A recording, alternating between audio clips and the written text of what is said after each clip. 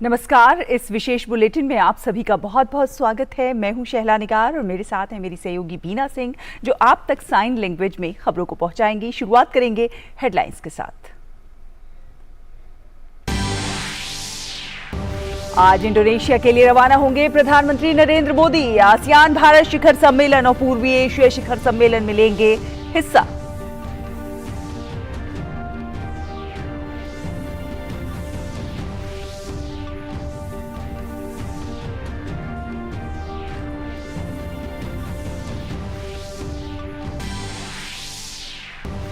G20 शिखर सम्मेलन के लिए नई दिल्ली पहुंचने लगे प्रतिनिधिमंडल के प्रमुख।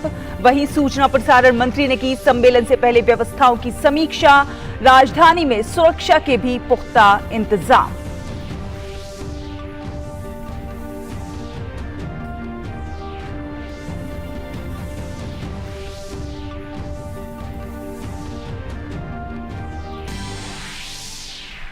तमिलनाडु सरकार की याचिका पर आज कावेरी जल विवाद पर सुप्रीम कोर्ट में होगी सुनवाई। कर्नाटक सरकार को रोजाना 24,000 क्यूसेक पानी छोड़ने का निर्देश देने की मांग।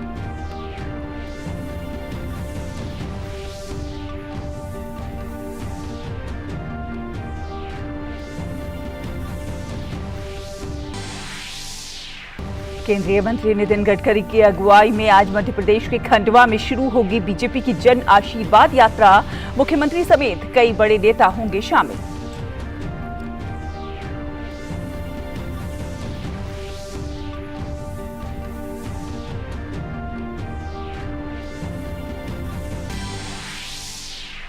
ब्राजील में चक्रवाती बारिश से हाहाकार, 22 लोगों की मौत। बाढ़ की चपेट में आया पूरा शहर।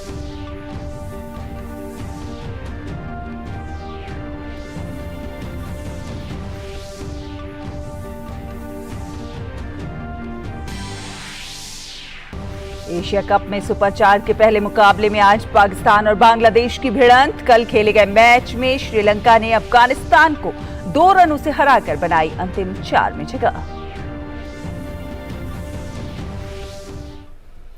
और चलिए अब खबरों को देखते हैं विस्तार से। आपको बता दें कि प्रधानमंत्री नरेंद्र मोदी 20वें आसियान भारत शिखर सम्मेलन और 18वें पूर्वी एशिया शिखर सम्मेलन में भाग लेने के लिए आज शाम इंडोनेशिया की राजधानी जकार्ता के दौरे पर रवाना होंगे। दोनों शिखर सम्मेलन जकार्ता में होंगे। आसियान भारत शिखर सम्मेलन इसलिए खास है क्योंकि पिछले साल भारत आसियान संबंधों के व्यापक रणनीतिक साझेदारी के बाद ये पहला शिखर सम्मेलन है। इस दौरान भारत आसियान संबंधों में प्रगति की समीक्षा करेंगे और रणनीति पर चर्चा करेंगे। विदेश मंत्रालय के मुताबिक आसियान के साथ भारत के संबंध एक्ट ईस्ट नीति के साथ साथ व्यापक हिंद प्रशांत महासागर के भारत के दृष्टिकोण का केंद्र हैं। इस साल के शिखर सम्मेलन का विषय आसियान मामले विकास का केंद्र है। भारत पूर्वी एशिया शिखर सम्मेलन का संस्थापक सदस्य है। शिखर सम्मेलन के दौरान प्रधानमंत्री और अन्य नेता पूर्वी एशिया शिखर सम्मेलन तंत्र को और मजबूत करने के उपायों पर चर्चा करेंगे और साथ ही साथ क्षेत्रीय और अंतर्राष्ट्रीय हितों के मामलों पर विचारों को साझा करेंगे। तो नई दिल्ली में होने जा रहे G20 शिखर सम्मेलन के लिए अब मेहमानों का आना शुरू हो गया है। प्रतिनिधिमंडल के प्रमुखों में शामिल नाइजीरिया के राष्ट्रपति बोला अहमद टिनुबू कल शाम दिल्ली पहुंचे। वो शिखर सम्मेलन में आने वाले प्रतिनिधिमंडल के पहले प्रमुख हैं। पदभार ग्रहण करने के बाद राष्ट्रपति टिनुबू की ये पहली भारत यात्रा है। एयरपोर्ट पर स्वास्थ्य राज्य मंत्री प्रोफेसर एसपी सिंह बघेल ने उनका स्वागत किया। दुनिया की सबसे ऊंची नटराज की प्रतिमा दिल्ली में G20 शिखर सम्मेलन के स्थल भारत मंडपम में स्थापित की गई है। आष्ट धातु से बनी ये प्रतिमा 27 फीट लंबी है और इसका वजन 20 टन है। मूर्तिकार का राधा कृष्णन सस्तपति और उनकी टीम ने तमिलनाडु के तंजावुर जिले के स्वामीमलाई में रिकॉर्ड 7 महीने के समय में इसे तैयार किया है। इस प्रतिमा को दिल्ली में 4 दिन में लाया गया और इसे लाने के लिए विशेष गलियारा तैयार किया गया। भारत मंडपम परिसर में अष्टधातु की सबसे ऊंची नटराज की प्रतिमा स्थापित की गई है। इंदिरा गांधी राष्ट्रीय कला केंद्र के सदस्य सचिव डॉक्टर सच्चिदानंद जोशी ने बताया है कि ये एक आइकॉनिक स्ट्रक्चर है जो भगवान शिव का रूप है। तांडव की मुद्रा में उनकी 4 भुजाएं शक्ति का रूप हैं। दिल्ली में G20 शिखर सम्मेलन के लिए तैयारियों को अंतिम रूप दिया जा रहा है। G20 के मद्देनजर राजधानी दिल्ली में सुरक्षा के कड़े बंदोबस्त किए गए हैं। दिल्ली पुलिस G20 से जुड़ी जानकारियों के लिए एक संदेश ऐप का इस्तेमाल कर रही है।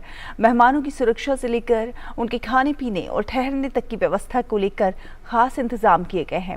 भारत G20 के वर्तमान अध्यक्ष के रूप में 9 और 10 सितंबर को नई दिल्ली में G20 शिखर सम्मेलन की मेजबानी कर रहा है।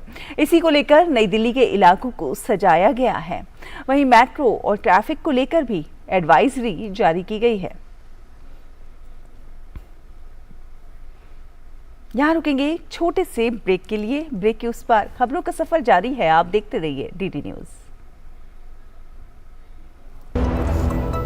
होंगे बच्चे स्वस्थ भले फूलेगा बचपन, इन्हें पिलाओ मुगली घुट्टी 555। अर्जुन, एग्जाम्स में you made us really proud. अब आगे क्या सोचा है? पापा, मैंने IIT जाना है और इंजीनियर बनना है। Think IIT, think विद्या मंदिर। ब्रेक के बाद स्वागत है आपका। तमिलनाडु और कर्नाटक के बीच कावेरी जल विवाद थमने का नाम नहीं ले रहा है। आज इस मामले पर सुप्रीम कोर्ट में सुनवाई होगी। शीर्ष अदालत आज तमिलनाडु सरकार की उस याचिका पर सुनवाई करेगी जिसमें कर्नाटक सरकार को अपने जलाशयों से प्रतिदिन 24,000 क्यूसेक कावेरी पानी छोड़ने का निर्देश देने की मांग की गई है। इससे पहले तमिलनाडु सरकार ने 25,000 क्यूसेक पानी की मांग की थी, लेकिन कर्नाटक सरकार 3,000 क्यूसेक पानी के लिए ही सहमत हुई। वहीं कोर्ट ने 5,000 क्यूसेक की अनुमति दी थी। सुप्रीम कोर्ट की संविधान पीठ ने आर्टिकल 370 को खत्म करने के आदेश को चुनौती देने वाली याचिकाओं पर सुनवाई समाप्त कर दी है। इस अनुच्छेद के तहत जम्मू कश्मीर को विशेष का दर्जा मिला था। अदालत ने इस पर अपना फैसला सुरक्षित रख लिया है। सुप्रीम कोर्ट के मुख्य न्यायाधीश जस्टिस DY चंद्रचूड़ की अध्यक्षता में खंडपीठ ने 16 दिन तक मामले की सुनवाई की। खंडपीठ के अन्य सदस्यों में justice Sanjay Kishan Kaul, justice Sanjiv Khanna, justice BR Gavai और जस्टिस सूर्यकांत शामिल थे। अदालत के सामने संविधान के अनुच्छेद 370 को खत्म करने के केंद्र सरकार के 2019 के फैसले के विरुद्ध 20 से ज्यादा याचिकाएं लंबित हैं। केंद्र सरकार के आदेश से जम्मू कश्मीर का विशेष दर्जा समाप्त कर इसे 2 केंद्र शासित प्रदेशों में विभाजित कर दिया गया है। बीजेपी के वरिष्ठ नेता और केंद्रीय मंत्री नितिन गडकरी आज मध्य प्रदेश के खंडवा से 5वीं जन आशीर्वाद यात्रा को हरी झंडी दिखाकर रवाना करेंगे। भाजपा प्रदेश में जनता के आशीर्वाद के लिए 5 जन आशीर्वाद यात्राएं निकल रही हैं। इसमें जनता से सुझाव भी लिए जा रहे हैं, जिसके आधार पर भाजपा अपना घोषणा पत्र तैयार करेगी। राज्य में इसी साल होने वाले चुनाव के मद्देनजर बीजेपी जन समर्थन हासिल करने की कोशिश में लगी हुई है।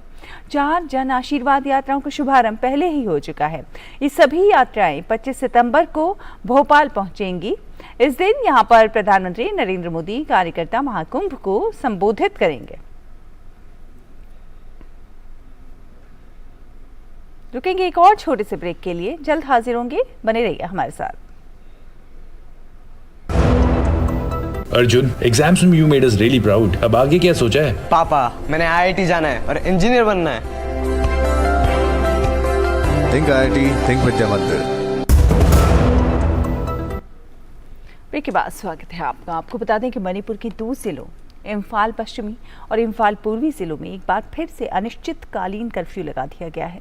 कल शाम दोनों जिलों में कानून और व्यवस्था की बिगड़ती स्थिति को देखते हुए ये निर्णय लिया गया। हालांकि स्वास्थ्य, बिजली, सार्वजनिक स्वास्थ्य, इंजीनियरिंग, पेट्रोल पंप, स्कूल और कॉलेज, नगरपालिका, मीडिया और अदालत के कामकाज जैसी आवश्यक सेवाओं से संबंधित व्यक्तियों की आवाजाही के साथ ही हवाई यात्रियों की आवाजाही को भी छूट दी गई है। शिक्षा विभाग ने छात्रों की शिक्षा को सुचारू रखने के लिए आज से सरकारी और सहायता प्राप्त कॉलेजों में स्नातक पाठ्यक्रमों की कक्षाएं ऑनलाइन या फिर ऑफलाइन मोड में संचालित करने का भी निर्णय लिया है। राज्य पिछले 4 महीनों से सांप्रदायिक हिंसा से जूझ रहा है। अमेरिकी राष्ट्रपति जो बाइडेन G20 शिखर सम्मेलन में प्रतिभाग करने भारत आ रहे हैं। इसकी पुष्टि व्हाइट हाउस ने विज्ञप्ति जारी करके की। उनकी पत्नी जिल बाइडेन के 4 सितंबर को कोविड संक्रमित होने के बाद उनका भी कोविड परीक्षण किया गया, जो नेगेटिव पाया गया। कल एक बार फिर कोविड परीक्षण के नेगेटिव आने के बाद व्हाइट हाउस ने ये घोषणा की।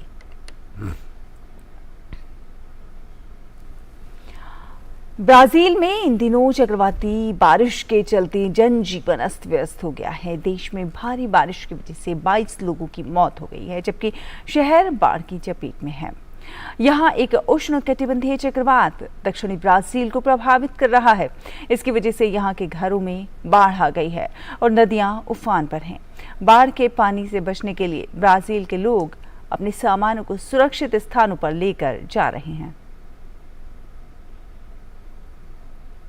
ब्राजील से एक अच्छी खबर भी सामने आई है। अगस्त में अमेज़न में वनों की कटाई 66.11% गिरकर 2018 के बाद अब तक के सबसे निचले स्तर पर आ गई है, जो कि इसकी पर्यावरण संरक्षण के लिहाज से महत्वपूर्ण संकेत है।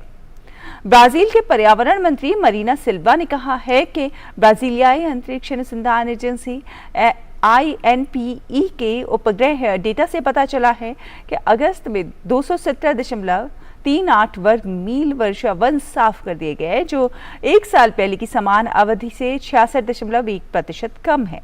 वहीं वर्ष के पहले 8 महीनों के आंकड़ों से पता चलता है कि 2022 की समान अवधि की तुलना में वनों की कटाई में 48% की गिरावट आई है।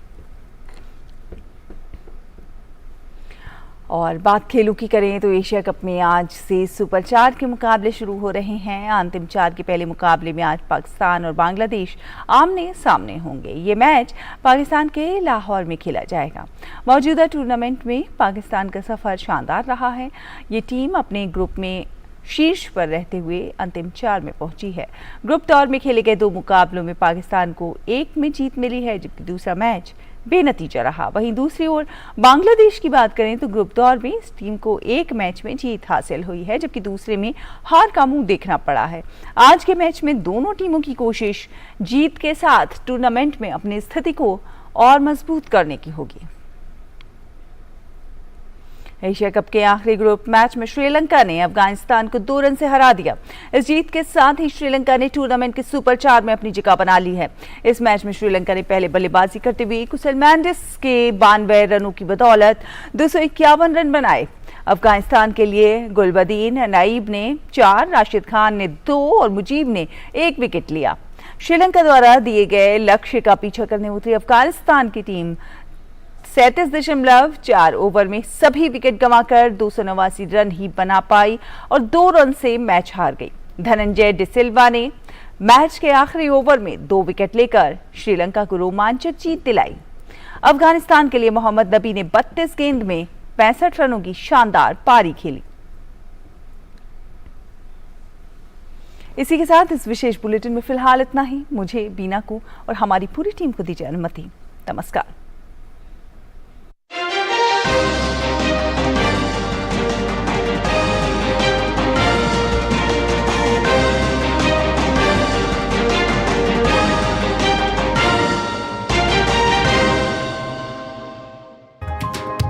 चाय की प्याली के साथ खबरों